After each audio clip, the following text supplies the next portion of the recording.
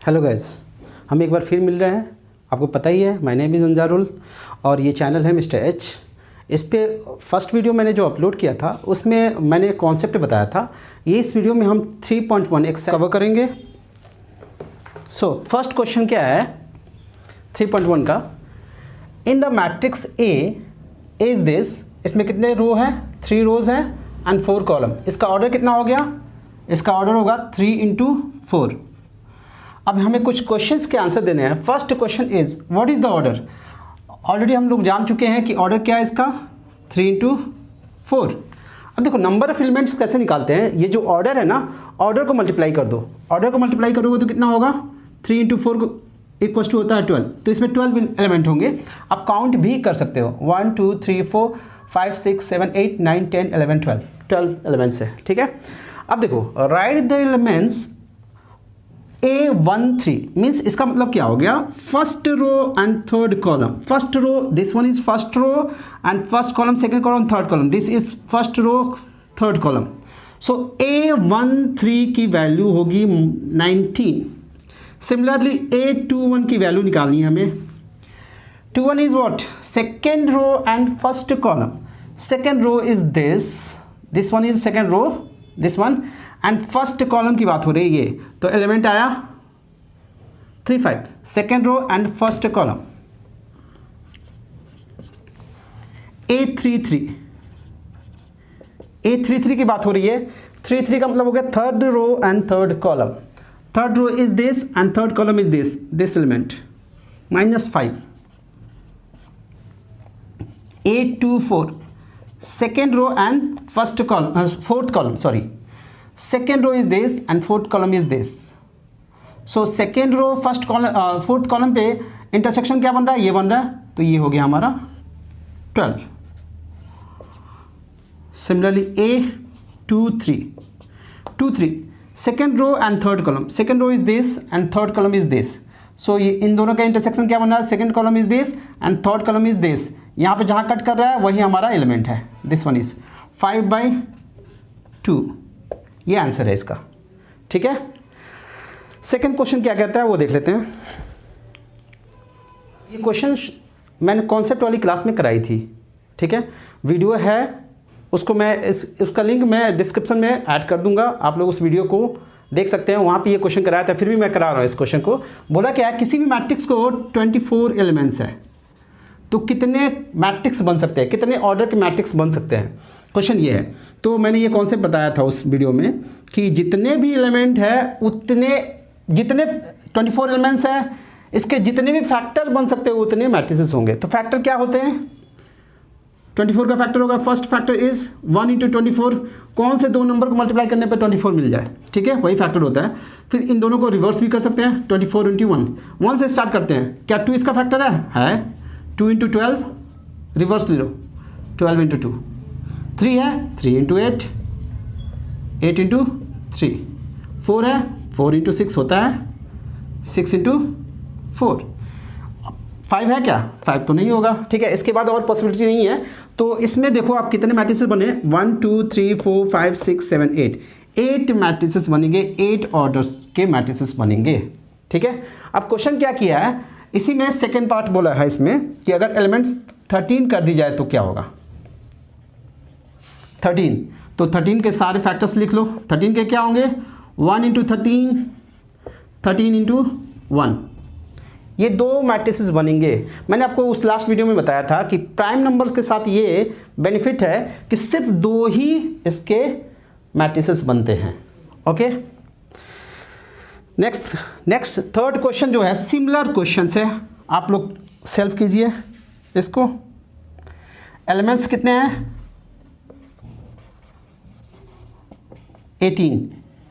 तो कितने ऑर्डर के मैट्रिसेस बनेंगे? तो जितने इसके फैक्टर बन सकते हैं, फैक्टर इसके क्या क्या होंगे? 1 से स्टार्ट करते हैं, बताया था मैंने, 1 × 18, 18 × 1। क्या 2 इसका फैक्टर है? यस। 2 × 9, 9 × 2। 3 × 6 होगा एंड 6 × 3। और कोई फैक्टर है क्या? नहीं है। सो यही कितने मैट्रिसेस बने? 2 2 4 2 6 मैट्रिसेस बनेंगे। क्लियर। नेक्स्ट, इसी में पॉसिबिलिटी डाली गई है सेकेंड कि अगर एलिमेंट्स 5 हो तो क्या होगा। मैं आप लोगों को रिकमेंड करूंगा कि आप जाके उस वीडियो को देखें, क्योंकि उसमें ये क्वेश्चन भी करवाया था, मैंने इस क्वेश्चन को भी मेंशन किया था कॉन्सेप्ट के थ्रू। ठीक है, तो इसका हो गया, ये भी प्राइम नंबर है तो इसके भी 2 ही बनेंगे, 1 × 5 एंड 5 × 1। समझ में आ रहा है आप लोगों को? ओके, आप लोग स्क्रीनशॉट लेना चाहते हो तो ले सकते हैं, अदरवाइज आगे प्रोसीड करते हैं। क्वेश्चन नंबर 4 पे हम लोग आते हैं कि मैट्रिक्स 2x2 का मैट्रिक्स बनाना है। 2x2 का मैट्रिक्स आप बना लो। अगर इस फॉर्म पे दिया होता है तो मैंने लास्ट टाइम कॉन्सेप्ट में बताया था, आप लोग प्लीज़ कॉन्सेप्ट वाली क्लास ज़रूर देखें। वीडियो का डिस्क्रिप्शन में मैं लिंक डाल दूंगा, आप लोग उसको ओपन करके देख सकते हो। 2x2 का है मैट्रिक्स, ठीक है, 2x2 का बनाना है। तो मैंने ये बताया था, ये रो को रिप्रेजेंट करता है, ये कॉलम को रिप्रेजेंट करता है। तो रो कितने हैं 2 और कॉलम कितने हैं 2। तो पहले 2 रो बना लेते हैं, first row and second row. 2 column A11 बोलते हैं, यहाँ पे जो होता है उसको A12 A21 second row and first column A22। ठीक है, अब इन सब की वैल्यू निकालनी है। इस एलिमेंट की वैल्यू के लिए हमारे पास डेटा ये दिया हुआ है। ठीक है, तो हम इस डेटा को यूज करते हुए पहले A11 निकालते हैं। ठीक है, आई की वैल्यू 1 होगी एंड जे की वैल्यू 1 होगी, यहाँ पर पुट करते हैं 1 + 2 × 1 होल स्क्वायर अपॉन 2। इसकी वैल्यू क्या होगी, 2 × 2, 2 + 1 3, 3 का स्क्वायर कितना होता है 9, 9/2। 2 × 2, 2 + 1 3, 3 का स्क्वायर 9/2। अगेन A12 की वैल्यू देखो, आई की वैल्यू 1 है, जे की वैल्यू 2 है। आई की जगह पे 1 डालेंगे एंड जे की जगह पे हम लोग डालेंगे 2। This whole square divided by 2 is equals to 2 × 4, 4 + 1 5, 5 का स्क्वायर होता है 25, 25/2। A21 निकाल लो। I stand for 2 and J has the value 1, this whole square upon 2. This is 2 × 2, 2 + 2 4, 4 का स्क्वायर हो गया 16, 16/2 इज इक्वल टू 8। कट कर लो अगर कट हो रहा है तो 8 एंड A22 आई की जगह पे 2 डालेंगे, जे की जगह पे भी 2 डालेंगे। This whole square divided by 2, 2 × 2 = 4, 4 + 2 6 होता है, 6 का स्क्वायर हो गया 36/2, दैट इज़ 18। सो हमें ये A11, A12, A21, A22 की वैल्यू मिल गई, यहाँ पे पुट कर लो, that is the answer. A11 की वैल्यू कितनी थी 9/2, A12 की value 25/2, A21 is 8, A22 is 18। ये हो गया हमारा आंसर। ठीक है, और इस बार के लिए ऑब्जेक्टिव पॉइंट ऑफ व्यू से मोस्ट इंपॉर्टेंट है ये, MCQs पॉइंट ऑफ व्यू से। ठीक है, तो इसको थोड़ा ध्यान से कर ले, तीनों पार्ट कर ले। फर्स्ट पार्ट मैंने उसमें करवा रखा है कॉन्सेप्ट वाली में, सेकंड पार्ट आपका रह जाएगा, थर्ड पार्ट आपको मिल गया यहाँ पे सॉल्यूशन। सो नेक्स्ट क्वेश्चन पे हम लोग आते हैं। नेक्स्ट क्वेश्चन नंबर 5 भी सिमिलर है, जैसा ये है सिमिलर क्वेश्चन है, ये इसके सिमिलर क्वेश्चन है। जो प्रोसेस यहाँ पे लगेगा वही प्रोसेस इस वाले क्वेश्चन में लगेगा। ठीक है, तो आप लोग सेल्फ ट्राई कीजिए इसको। ठीक है, नेक्स्ट क्वेश्चन, फर्स्ट पार्ट को देख लेते हैं। ये कॉन्सेप्ट इसमें लगेगा इक्वालिटी ऑफ मैट्रिसेस का, क्योंकि 2 मैट्रिसेस इक्वल हो रहे हैं ना, तो उनके लिए कॉन्सेप्ट था ऑर्डर सेम होना चाहिए, तो ऑर्डर सेम है। मैंने लिखवाया था उसमें corresponding element should be equated. First part के लिए देखो, फर्स्ट रो फर्स्ट कॉलम पे 4 है, इसके फर्स्ट रो फर्स्ट कॉलम पे y है। ठीक है, तो ये दोनों की वैल्यू इक्वल होगी, 4 = y, y की वैल्यू आ गई। सिमिलरली z की वैल्यू क्या होगी 3, इक्वेट कर दो इसको इससे। ठीक है, यहाँ पे सेकेंड रो फर्स्ट कॉलम पे ये एलिमेंट है x, second row first column पे ये 1 है, तो x की वैल्यू हो जाएगी 1। ये बहुत ही सिंपल था। थोड़ा यहाँ पे देखते हैं सेकंड क्वेश्चन। सेकंड क्वेश्चन में क्या बोलता है, x + y की वैल्यू हो जाएगी 6 के इक्वल, और x × y की वैल्यू होगी 8।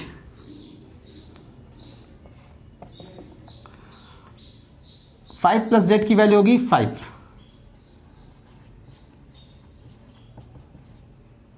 यहाँ से z की वैल्यू क्या हो जाएगी, प्लस का 5 है, उधर जाएगा तो माइनस का 5 होगा, ये हो गया 0। z की वैल्यू मिल चुकी है। x और y की वैल्यू निकालनी है। x और y में 2 इक्वेशन दिया है, दोनों को सॉल्व कर लेते हैं क्योंकि जितने अननोन होते हैं उतने इक्वेशन चाहिए। ऑलरेडी 2 इक्वेशन यहाँ पर दिया हुआ है, तो क्या करेंगे, सब्स्टिट्यूशन कर लेते हैं। यहाँ से y की वैल्यू निकाल के 8/x इसको सब्स्टिट्यूट कर लेते हैं यहाँ पे। x plus 8/x equals to 6। यहाँ पे ये बनेगा क्वाड्रेटिक। x एलसीएम ले लिया, ये आ गया x² plus 8 equals to 6। x² plus 8 equals to 6x। इसको इस साइड में लाएंगे, क्वाड्रेटिक बनवाएंगे, इसको मिडिल टर्म स्प्लिट करेंगे। 4 2 जा 8, डेट इज प्लस माइनस करने पे वो 6 आना चाहिए। तो ये हो गया -2x minus 4x plus 8 equals to 0। पता ही होगा, आपने 10th में किया होगा, बहुत सारे क्वेश्चन प्रैक्टिस किए होंगे। x यहाँ से कॉमन लेंगे, x -2 -4 कॉमन लिया, x -2। इन दोनों की वैल्यू सेम होनी चाहिए, ठीक है। ऑलरेडी है x -2 x -4 इक्वल 0। तो x -2 0 होगा और x -4 0 होगा। यहाँ से x की वैल्यू होगी 2 और यहाँ से x की वैल्यू होगी 4। 2 वैल्यू आ रही है x की, तो y की वैल्यू भी 2 ही आएगी। यहाँ पे रख लो, 8/x था ना, तो यहाँ पे जब हमने 2 रखा तो y की वैल्यू कितनी हो जाएगी 4। जब 4 रखेंगे तो y की वैल्यू हो जाएगी 2। तो 2 पॉइंट आया, x की वैल्यू होगी 2 एंड देन y होगा यहाँ पे 4 और z कितना हो जाएगा 0। फिर x की वैल्यू जब 4 लोगे तो y होगा 2 एंड z तो 0 ही था, दोनों केस में 0 ही होगा। सो ये इसका सॉल्यूशन हो गया सेकेंड पार्ट का। क्लिक करना है, क्लिक कर लो। एक पार्ट रह गया थर्ड, उसको हम लोग करते हैं।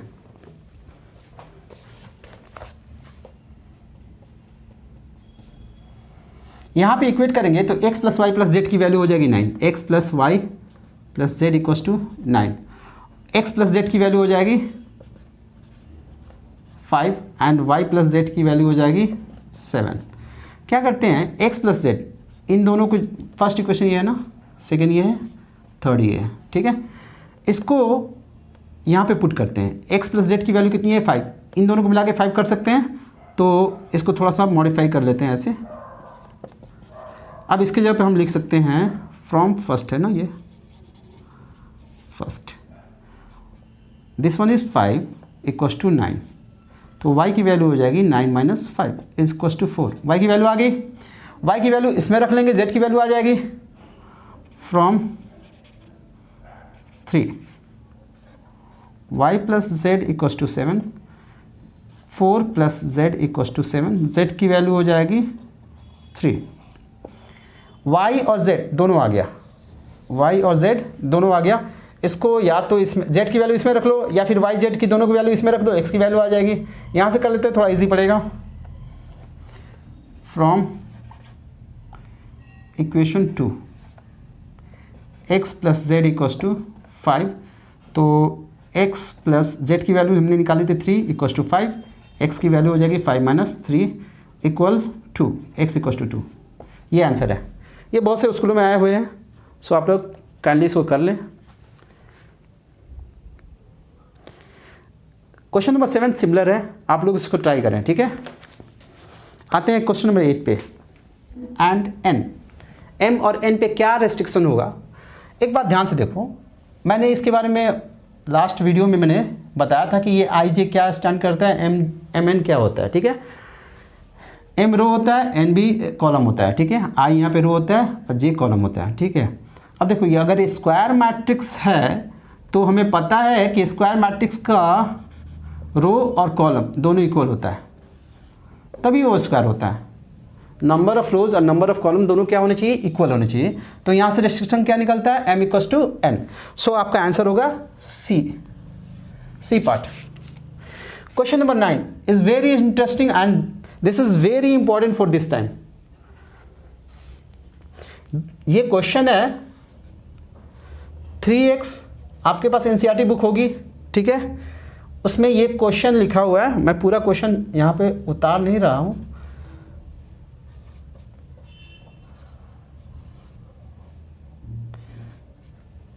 क्वेश्चन का इसेंस मैं लिख रहा हूँ, ये क्या बोल रहा है। इसमें बोला क्या है, ये दोनों मैट्रिसेस इक्वल है, तो हमें x और y की वैल्यू निकालनी है। तो हमें पता है दोनों मैट्रिक्स अगर इक्वल है तो ऑर्डर सेम होना चाहिए। इसका ऑर्डर है 2/2 का और ये भी 2/2 का है, ठीक है, ये इक्वल हो सकता है।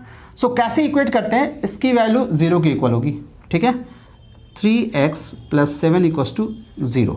सो यहाँ से x की वैल्यू हो जाएगी -7/3, ठीक है। अब अगेन 5 = कितना हो जाएगा, y - 2। y की वैल्यू निकालोगे अगर यहाँ से तो ये होगा 5, ठीक है, सेकेंड वाले से निकाल लिया। y + 1 इसकी वैल्यू इसके इक्वल होगी,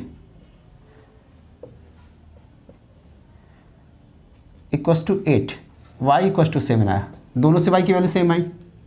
यहाँ से देखते हैं 2 - 3x = कितना होगा, 4 के इक्वल होगा। यहाँ से x की वैल्यू निकालते हैं, इसको इधर लाते हैं, 2 - 4 = 3x, this is -2 = 3x, x = -2/3। ये x की वैल्यू है। बच्चों ध्यान से सुनो, कॉन्सेप्ट इसमें लगता क्या है, यहाँ से y की वैल्यू तो दोनों से सेम आई, बट x की वैल्यू क्या हो गई, चेंज हो गई। तो ये कह रहा है अगर दोनों की वैल्यू, x की वैल्यू चेंज हो जाती है, दो वैल्यू आती है, तो हम इसको क्या बोलेंगे, नॉट पॉसिबल टू फाइंड। क्यों बोलेंगे, उसके पीछे लॉजिक है। अगर आपने x की वैल्यू -7/3 रखी, इसमें रख दिया, ठीक है, तो उसकी वैल्यू तो 0 हो जाएगी। रख के देखो -7/3, नीचे से 3 कट जाएगा, -7 + 7 0 हो जाएगा, ठीक है। बट अगर इसमें रखोगे, देखो if we put x = -7/3 in equation 2 - 3x, तो क्या हमें मिलता है, देखते हैं। 2 - 3x is -7/3, 3 is cancel out, this is 2 - is +7 = 9, यानी कि इसकी वैल्यू कितनी आएगी, 9। तो क्या ये मैट्रिक्स जो होगा इक्वल होगा, ये दोनों मैट्रिक्स इक्वल होंगे, नहीं होंगे। तो इसलिए बोला गया है कि नॉट पॉसिबल टू फाइंड। अगर आपने x की वैल्यू -2/3 रखी यहाँ पे, तो ये तो 4 होगा, बट अगर यही वैल्यू यहाँ पे रख दो तो वो 0 कभी भी नहीं होगा। इसलिए इसका आंसर है नॉट पॉसिबल टू फाइंड। ये मोस्ट इंपॉर्टेंट है, बड़ा ध्यान से आप लोग सुनना, ये इस बार के लिए मोस्ट इंपॉर्टेंट क्वेश्चन है। तो बच्चों ये है question number 10। The number of all possible matrices of order 3/3 with each entry 0 और 1 इज व्हाट। क्या होगा इसमें से, ध्यान से देखो, इसमें कॉन्सेप्ट लगेगा। कॉन्सेप्ट क्या है, पहले मैं कॉन्सेप्ट बता देता हूँ। उस कॉन्सेप्ट का नाम है मल्टीप्लिकेशन प्रिंसिपल ऑफ काउंटिंग, जो क्लास 11 का परम्यूटेशन कॉम्बिनेशन से रिलेटेड है concept, MPC, multiplication principal on counting. ये क्या कहता है, मैं पूरे थ्योरम नहीं बताऊंगा, इसका निचोड़ बता देता हूँ क्या है ये। देखो ये है, एक प्लेस है A, B, C, ये 3 टाउन है, मान लेते हैं 3 टाउन है। किसी आदमी को या किसी को भी यहाँ से C तक जाना है वाया दिस, लेकिन यहाँ से यहाँ तक जाने के इसके पास 2 ऑप्शन है, 2 रास्ते हैं, और यहाँ से यहाँ तक जाने के उसके पास 3 वेज है। इसके पास 2 वेज हैं, इसके पास 3 वेज है। सो यहाँ से यहाँ तक जाना है वाया दिस, तो इसको जाने का, यहाँ पे जो भी इंसान होगा उसको जाने के कितने रास्ते होंगे, कितने वेज से वो यहाँ पे पहुँच सकता है। तो काउंट कर लेते हैं हम लोग वेज। ऐसे रास्ता पकड़ सकता है, 1 वेज, फिर 2 वेज, 3 तरीके हो गए यहाँ तक जाने के इस रास्ते से, फिर इस रास्ते से भी 3 तरीके होंगे, तो टोटल कितने वेज हो गए इसको, 6 वेज। ये कैसे आया है, देखो क्या होता है, कॉन्सेप्ट क्या है इसमें, थ्योरम क्या है कि जब एक बड़ा काम कई छोटे छोटे कामों पर डिपेंड कर रहा है। देखो यहाँ से यहाँ तक आना एक हमारा बड़ा काम हो गया, यहाँ से यहाँ तक तभी आ सकते हैं जब हम यहाँ से यहाँ तक आए होंगे, यहाँ से फिर यहाँ पे आएंगे, ठीक है, तभी हो सकता है एक बड़ा काम। जब एक बड़ा काम बहुत छोटे छोटे कामों पर डिपेंड करता है, तो सारे छोटे कामों को मल्टीप्लाई करा देंगे, तो number of ways of doing the big work मिल जाएगा, ठीक है। इन दोनों को मल्टीप्लाई करा है, 2 × 3, ये 6 हो गया, ठीक है। समझ में आया कॉन्सेप्ट। चलो अब इस क्वेश्चन पे आते हैं। ये क्वेश्चन क्या था, हमें 3/3 का एक मैट्रिक्स बनाना था, यानी 3 रोज होंगे, 3 कॉलम होंगे। यहाँ पे जो होगा वो फर्स्ट, सेकेंड, थर्ड एलिमेंट, फिर यहाँ पे ऐसे होंगे। देखो इसके पास ऑप्शन कितने हैं, 2 ही एंट्री कर सकते हो, 0 और 1। इसके पास 2 ऑप्शंस है। सिमिलरली सबके पास 2 ही ऑप्शंस है, किसी के पास ज़्यादा नहीं है। ठीक है, आपको 3/3 का मैट्रिक्स बनाना है। ये एक बड़ा काम हो गया, ये इस छोटे छोटे कामों पे डिपेंड कर रहा है। ये 3/3 का जो मैट्रिक्स बनना है वो इन सारे छोटे छोटे कामों पे डिपेंड कर रहा है। तो इन सारे छोटे छोटे कामों को जब मल्टीप्लाई कराएंगे तो एक बड़ा काम होगा। समझ में आया कॉन्सेप्ट? ये सारे छोटे छोटे कामों को मल्टीप्लाई कराना है तो ये एक बड़ा काम हो रहा है। अगर इसमें से एक भी मिस कर दिया, ये मिस कर दिया, तो ये 3/3 का नहीं बनेगा। ठीक है, इसलिए सारे छोटे कामों को मल्टीप्लाई करेंगे तो बड़े काम के होने का वेज मिल जाएगा। ये कितना हो जाएगा, 2 to the power 9 that equals to 1512। So D is the answer. देखो इसमें थोड़ा चेंजेस भी आ सकते हैं। चेंजेस क्या करेगा, क्वेश्चन बोलेगा 2/3 का मैट्रिक्स बनाओ, तो 2 रो बनाना है आपको, 3 कॉलम बनाने हैं। हर एक पास ऑप्शंस है। एंट्री क्या है, एंट्री 0, 1 और 2, यानी 3 एंट्रीज है हर एक के पास, ऑप्शन 3 है। तो यहाँ पर 3 वेज होंगे, 3 वेज होंगे, 3 वेज होंगे, 3 3 3। सो सबको मल्टीप्लाई कराएंगे तो ये 2/3 का मैट्रिक्स बनेगा। 3 × 3 × 3 × 3 × 3 × 3। So this is equals to 3 to the power 6। That is the answer. So बच्चों आपको कॉन्सेप्ट समझ में आया? ठीक है बच्चों, अगर आपको ये क्लास अच्छी लगी हो तो आप लाइक करें, सब्सक्राइब करें एंड जितना ज़्यादा से ज़्यादा शेयर कर सकते हैं अपने दोस्तों में उसको शेयर करें। ठीक है, थैंक यू दोस्तों।